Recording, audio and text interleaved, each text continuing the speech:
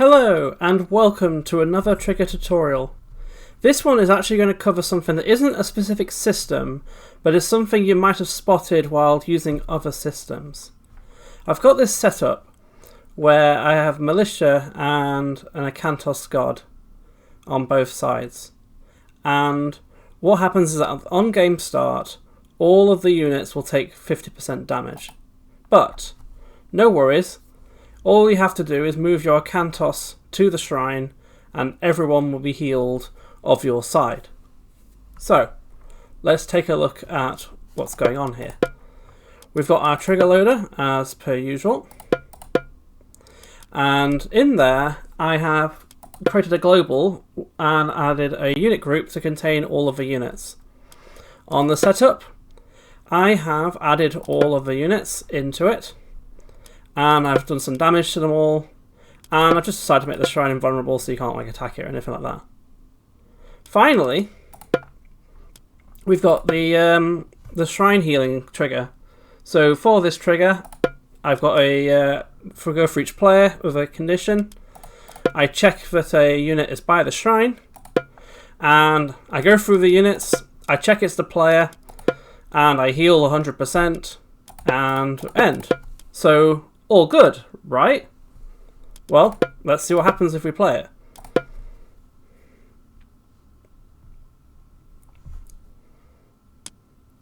Oh, what's this? We have an error.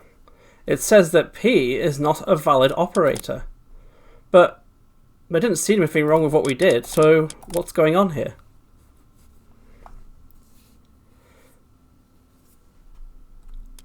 So, due to the way the game works, it is down to the use of this lambda.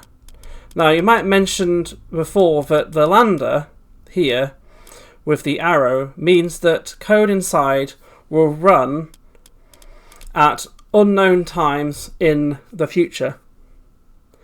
And one of the issues is that variables declared outside of that, so in the case here we have our variable P, is not seen inside this lambda. They don't see each other. This is something called closure, which would normally work in other languages, but in Age of Mythology it is not supported. So the question is, how do you get variables inside of the lambda? And that's a good question. And I do, fortunately, have a solution, which is called the paramters object. You probably noticed that a lot of these process starts and other triggers have a parameters version. And what the parameters does is it allows you to pass variables through and into the effects that these lambdas are enclosing. So let's give an example of what that is. In fixing this thing. So first of all, on the outside of this unit group process, we're going to need to create a parameters object to hold the variable P. So let's do that.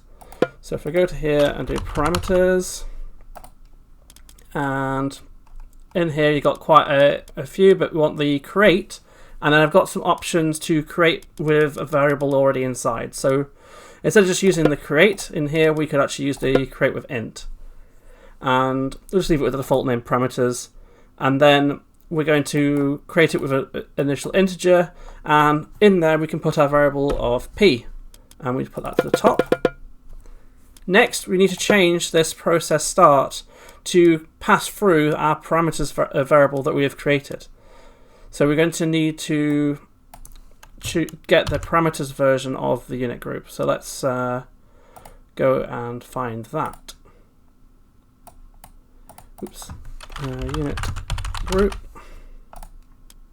I want to process start with parameters, and you'll see it's exactly the same except you've got this extra parameters argument. I'll just put back the group all units for the name, and now we've got the parameters inside. We need to get the variable that we put in back out again.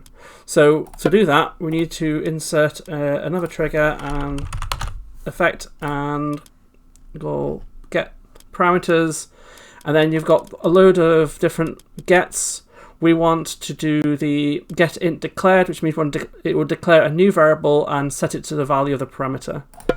And we'll just move that up. You'll see there that there is the name of the parameters object, which we want, and then an index. The index represents which one of the ints that we want to get out. So when we create it with an int, it'll create it into index 0. But on the parameters, you can add more of them. And they will go to index 1, index 2, index 3, index 4, index 5, and so on. What this does is it gets it back out, and you will want to put the variable that matches the index that matches the one we put in. So in this case, it was 0. So here we're going to declare p, and you might think, well, we've already declared p, but remember that is outside the lambda. This is inside. They don't see each other, so you can actually just reuse the same variable name here. Now that we've done that, everything should work as normal, because we've now passed variable p through and into the lambda. So let's give that a run.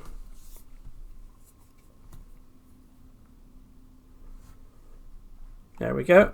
It doesn't now compiles. Etymos. And you see we have taken half health damage, but let's go over to the shrine and heal. And there we go. We're all healed up. A few other small things I'll just show you with the parameters before we finish for this short one. I'll have a quick look. On the parameters, there are a couple of options to multi-add.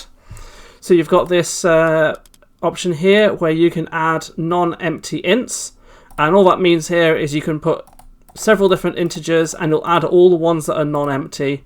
If you miss out ones in the middle, it will add it to the index that you missed. So if I went 1, 2, 3, then index 0 will have 1, index 1 will have 2, index 2 have 3.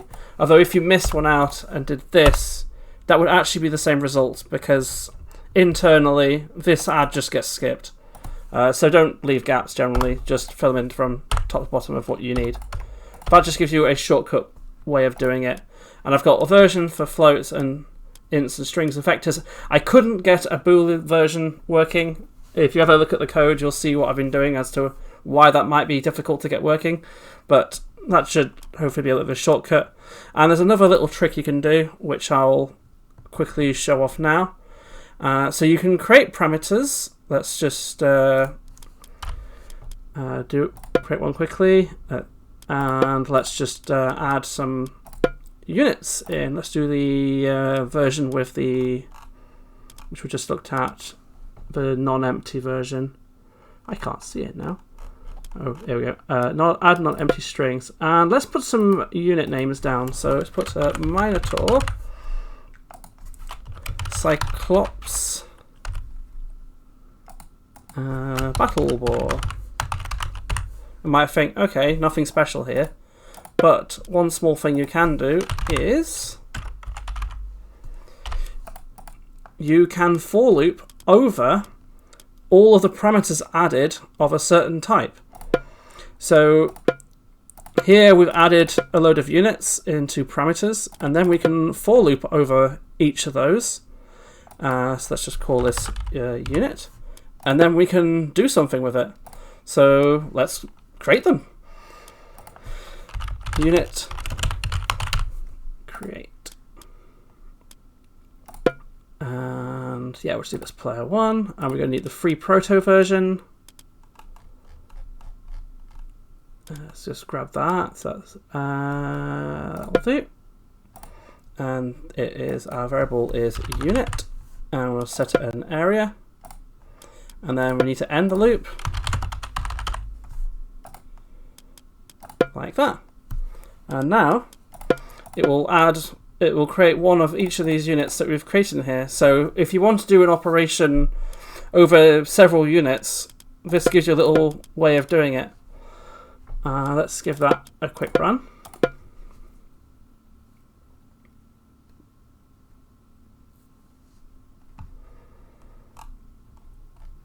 And nothing happened. I'll just check I didn't do something silly.